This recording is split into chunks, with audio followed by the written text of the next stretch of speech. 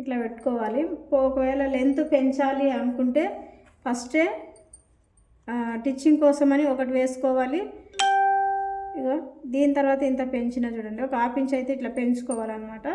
పెంచుకున్న తర్వాత అక్కడి నుంచి ఇట్లా పెట్టేసుకొని ఇక్కడ ఖర్చు కోసము టిచ్చింగ్ కోసము 2 లైనింగ్లు అయితే 2 లైన్స్ వేసుకోవాలి. ఇలాగా లైన్స్ వేసుకున్న తర్వాత నుంచి ఇక్కడ 2 సమంగా పట్టుకొని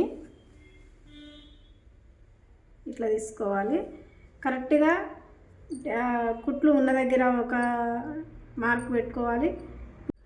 1 ఇంచ్ ఇంకో మార్క్ వేసుకోవాలి.